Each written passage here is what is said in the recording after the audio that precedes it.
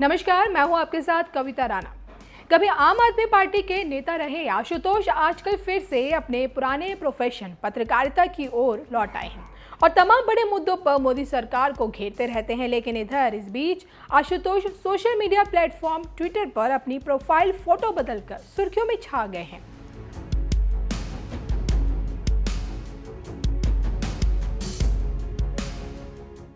दरअसल वरिष्ठ पत्रकार आशुतोष ने रविवार को ट्विटर पर अपना प्रोफाइल पिक्चर जैसे ही चेंज किया तो तारीफ की बजाय ज्यादातर लोग उन्हें ट्रोल करने लगे। वरिष्ठ पत्रकार अजीत अंजुम ने तो आशुतोष की ये तस्वीर देखकर कह दिया कि भाई कई दिनों से नहाए नहीं लग रहे हो।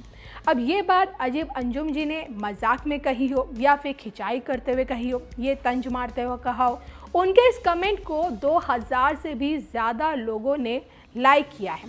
तो वहीं एनडीटीवी के वरिष्ठ पत्रकार उमा शंकर सिंह ने भी हैरानी भरा रिएक्शन दिया। तो वहीं एक यूजर ने लिखा, अजीत जी रोज रोज नहाने से अच्छे विचार धुल जाते हैं शायद। वहीं पत्रकार रविंद्र गौतम ने लिखा, मोदी जी ने कहा है मन की बात में जल बचाओ, और आशुतोष जी ने उनके मन को ही पहले ही अपने सूत्रों के हवाले से जान लिया था। राघवेंद्र नाम के ट्विटर यूजर ने लिखा, इस कमेंट के बाद वो ये प्रोफाइल पिक जल्द ही चेंज करेंगे, देखिएगा। एक और ट्विटर यूजर ने लिखा, अजीत दा की नज़र तो बड़ी पैनी है, पर आशुतोष दा एज स्मार्ट एज एवर, इसी तरह राष्ट्रवादियों की आंखों में चुभते और छाती पर मूंग दलते रहना है। आनंद नाम के यूजर लिखते हैं, क्या मस्त जोक मारा है, आशुतोष सर का रिप्लाई तो बनता है। ट्विटर यूजर अमित रॉय ने लिखा, मोदी जी की मन की बात से कुछ ज्यादा प्रेरित हुए हैं, जल बचाना है इसलिए देश हित में काम कर रहे हैं अजीत अंजुम सर। तो वरिष्ठ पत्रकार आशुतोष जी की तस्वीर पर पत्रकार अजीत अंजुम ने जिस तरह से कहा है कि भाई कई दिनों से नहाए नहीं लग रहे हैं, तभी से उनके इस कमेंट पर ढेरों रिएक्शन आ रहे हैं। देखिए, ज़्यादातर लोग पीएम मोदी के मन की बात का भी इसमें जिक्र किया है लोगों ने, क्योंकि रविवार को ही पीएम मोदी ने लोगों से जल बचाने की अपील की थी। वैसे आशुतोष की तस्वीर और अजीत अंजुम के कमेंट पर आपका क्या कहना है, हमें कमेंट करके ज़रूर बताइएगा। और साथ ही साथ आप भी सुन लीजिए कि पीएम मोदी के मन की बात। मेरे प्यारे देशवासियों, आज मन की बात में हमने अनेक विषयों की चर्चा की। एक और विषय है जो मेरे दिल के बहुत करीब है। ये विषय है जल संरक्षण का। मेरा बचपन जहाँ गुजरा वहाँ पानी की हमेशा से किल्लत रहती थी। हम लोग बारिश के लिए तरसते थे और इसलिए पानी की एक एक बूंद बचाना हमारे संस्कारों का हिस्सा रहा है। अब जनभागीदारी से जल संरक्षण, इस मंत्र ने वहां की तस्वीर बदल दी है। पानी की एक एक बूंद को बचाना, पानी की किसी भी प्रकार की बर्बादी को रोकना, ये हमारी जीवन शैली का एक सहज हिस्सा बन जाना चाहिए। हमारे परिवारों की ऐसी परंपरा बन जानी चाहिए जिससे हर एक सदस्य को गर्व हो।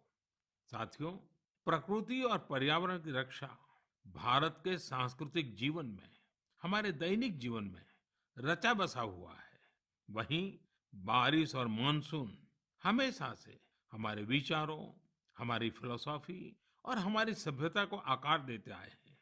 ऋतु संहार और मेघदूत में महाकवि कालिदास ने वर्षा को लेकर बहुत ही सुंदर वर्णन किया है।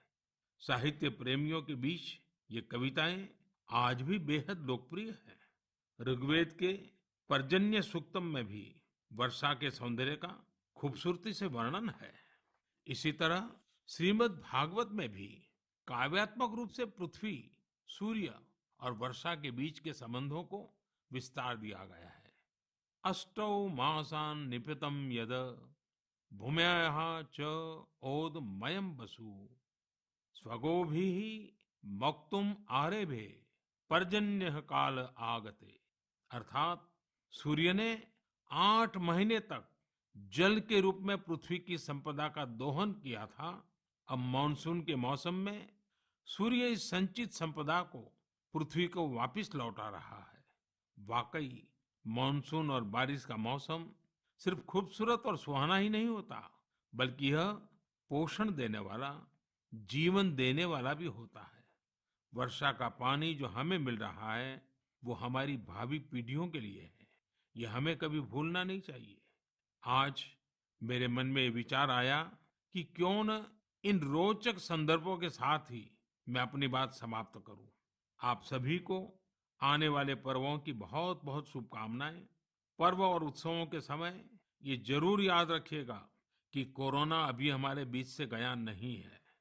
कोरोना से जुड़े प्रोटोकॉल आपको भूलने नहीं है। आप स्वस्थ और प्रसन्न रहें। बहुत बहुत धन्यवाद।